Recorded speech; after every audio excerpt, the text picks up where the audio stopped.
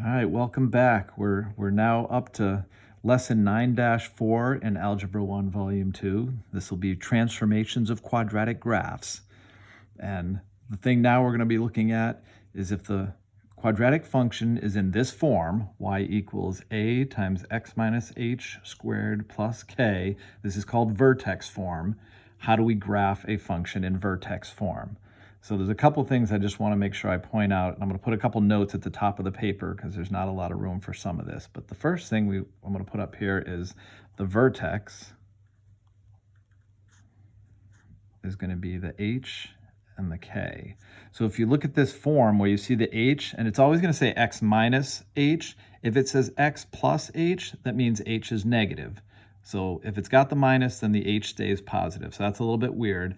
The k, if there's a plus or a minus something at the end, is the y coordinate. So the vertex here will be h and k. The second thing, after you find the vertex for each of these, the second thing we want to look for is the axis of symmetry, which is just the equation x equals h. So once you find the vertex, the axis of symmetry is just that x equals h value. So some of the transformations, if you recall when we did transformations of the absolute value function, they work the same way. So I just want to put a couple more things up here for notes at the top. When you have this h is going to shift your quadratic function, in this case the parabola, either left or right. The one thing with the left or right, it's a little bit backwards because if it's x minus h, it means it's going to shift it, instead of minus, it shifts it to the right. And if it's x plus h, it shifts it to the left. But the h is the left or right, and we'll see some examples of that. Whatever k is, if there's a number after that, it shifts it up or down. Oh, let's put an S there. The a value actually makes it get wider or skinnier. We call that either a shrink or a stretch. Again, it makes it wider or skinnier depending on if it's a fraction or if it's a whole number. And if a is negative, then it's a reflection. It flips it upside down. So reflection or upside down. So there's a whole lot of transformations we want to look at, but I'm going to put a couple of examples here, and I'm going to start in the first graph of just doing the parent function, which is y equals x squared. So there is no h or k in this problem, which actually means the h and the k are both zeros. So if you had to find the vertex, that would just be 0, 0, because there's no value next to the x, and there's no value outside of any parentheses. And we'll see some with parentheses as well, which makes the axis of symmetry be x equals the h value, which is 0. So on the graph, you can put the point 0, 0, and we can even put in the axis of symmetry, which is hard to see on that, but it's just the line x equals 0. To find a few more points, we can do the regular quadratic function. If you actually put in a couple values, it's kind of nice to see, but it just goes up. And if you go over 1, 1 squared is 1, and 2 squared is 4. You could keep going up, but that's the direction it's going to head. And if you go to the left, it does the same thing. Negative 1 squared is 1, and negative 2 squared is positive 4. So we get the regular, just a regular parabola that's y equals x squared. Couple of other examples I'm going to fill in. I'm going to leave this one blank for now and probably go to the bottom here.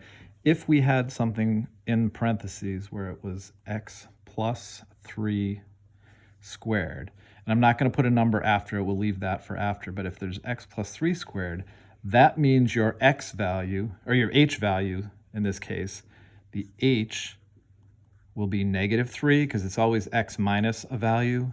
So the h here is going to be negative 3. The k value, since there is no number after it, will be 0. So the first points you want to find are the vertex, which in this case is your h and k. So negative 3, 0. And we want our axis of symmetry, which is just the x value, which is -3. So if you see one and there's something in parentheses before it gets squared, that's going to add an h value, which shifts your parabola or your quadratic 3 spots to the left. So we can see that when we get the vertex that it's -3, 0. And the axis of symmetry is there at x equals -3, and that's the middle. From here, we can plug in some values to find those, or we can just take the original function and shift, since it was here and it shifted 3 spots to the left, we know these points were right there. The next one, they were up 4, so we can kind of get those points and fill them in. If you need to, you can do an XY table. We're going to get to the XY tables next week when we do more graphing. So this is kind of just a general, keep the same shape, just shifts it 3 spots to the left when we have a value inside the parentheses. The next example, I'm going to look at what if the +3 is not in the parentheses, but it's outside of the parentheses. So if we had x squared, no parentheses there, and the +3 on the outside, that's going to be the k value, the plus k. So I always like to fill in the h and the k if I can. H is inside parentheses, there's nothing there, so h is nothing or 0. The k is outside, so it's the 3. And then I can do my vertex and axis of symmetry. So the vertex is just the point 0, 3. The axis of symmetry is just the x equals 0. And if we think about the transformations, when you put a plus k after it, that shifts it up or down. So I can see that if I have a +3, it's going to shift it 3 spots up, which I can see with that vertex being 0, 3, it's over 0, up 3. There's the vertex. I do my regular parabola. Again, you can do an XY table and plug in points, or we can just take the regular parabola. This was up 1, the next spot was up 4. And I can draw my parabola that way. Again, next week we'll be a little more specific with our points, but we can see that the parabola shifts up 3 spots with this transformation. So there'll be some examples on the back of this. It'll be actually page 2 that show when there's a value inside the parentheses and a value outside the parentheses. So that's the front. We're going to leave that one blank. So hopefully that's kind of a basic picture of it. Now there's some examples. So page 2, I have it front and back, so I'm going to go here. Example 1, graph the following equations. So here's an equation. They're going to ask for the transformations, the vertex, the axis of symmetry, and then we're going to draw the graph. So the transformations are just what's happening with these two values. Sometimes it's good here to put in what the h value is. So in this case, the h equals 3, because remember this was minus h, so the h value is just the 3. And the k, this has a -2, so I'm going to put -2. What do these do? Well, the h moves it 3 spots to the right. So right 3, and the -2 means it goes down 2. And then I can fill in my vertex, which are just the h and the k value, 3, -2. The axis of symmetry is x equals 3. I can put that point on my graph, so over 3, down 2. The axis of symmetry runs right along that vertex. And there's no a on this one, so again, it's the same shape. So it's up 1, over 1, and then the other part is up 4. So it's the regular parabola. It just shifted it to the right 3 spots and down 2 spots, and that's how you get that one. So those are the pieces that I'll be looking for. The transformations, which way is it moving?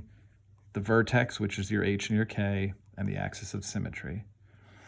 For the second example, B, there is an a in front here as well, so there's another transformation. So as far as my transformations, I still like to fill in what h equals. In this case, it's going to be -1. The k, it's also got a minus, so down 3. The 2, if you want, it may help to even put a equals 2, so that's going to give you my third transformation. So the 3 things that happen. The first one, it says left 1. The k tells me it's down 3. The a tells me it's got a stretch 2, or by 2, or of 2.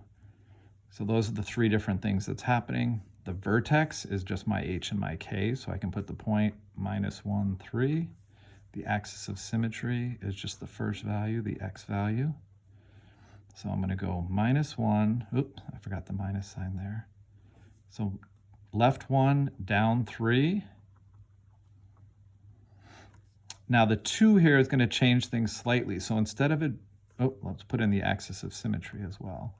But the 2 out in front means it's going to stretch it by 2. So instead of it going up just 1 spot, it actually goes up 2 spots.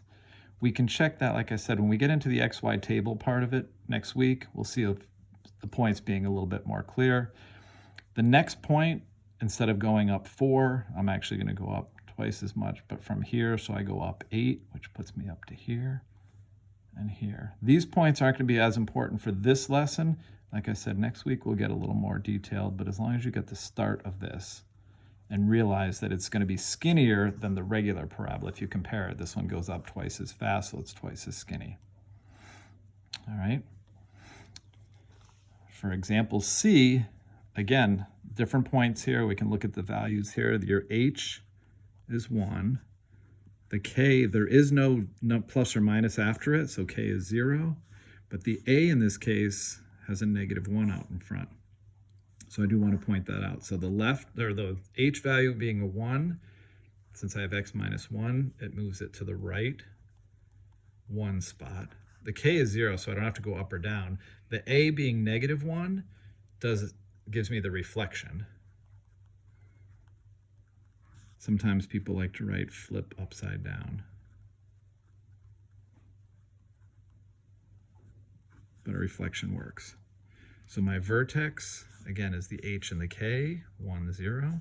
The axis of symmetry is just the x value, so x equals 1. So I can put that point on the graph, over 1, up 0. My axis of symmetry goes right through that point. And now because A was -1, instead of it going up, I'm just going to reflect it and have it go down. But it's a -1, so it's not changing the slope of it. It's still just doing the same value. So down 1, and then it's going to go to 4. And again, as long as I kind of get the general shape for now, we'll work on the exact points next week. All right, one more example for me to show you, and then you've got a bunch of them to try on your own. So here we go. Now this one involves a fraction. But again, I still want to find my H. In this case, there's nothing in parentheses, which makes the H be 0. The K is the number after it, so that's the +4. In this case, there's an A value of 1/2. All right. So again, for my transformations, this does not move it left or right. I don't need anything there. The K means it goes up 4. And the A value being 1/2 means it's going to be a shrink, which to me is a funny way of putting it, because to me it gets wider, but it's a shrink by 1/2. It actually gets wider when it's shrunk, so it doesn't go up as fast. But the vertex is your H and K, so 0, 4. The axis of symmetry is x equals 0. So I can put this up 4 spots, so over 0, up 4. The axis of symmetry stays right along there. And the only difference now is the shrink by 1/2. Instead of going up 1, it's only going to go up halfway there. You can always check that by plugging in, if x was 1, what you would get for the answer, and when x is 2, what you get for an answer. But it only goes up half as much here. So I get that value, and I get that value. And this parabola is going to be wider than the regular parabola. So there's your examples that you should be able to use. The next there's 8 examples for you to do for your homework, although it won't be due until Monday, so you've got some time to work on it. Good luck with everything there, and that should do it.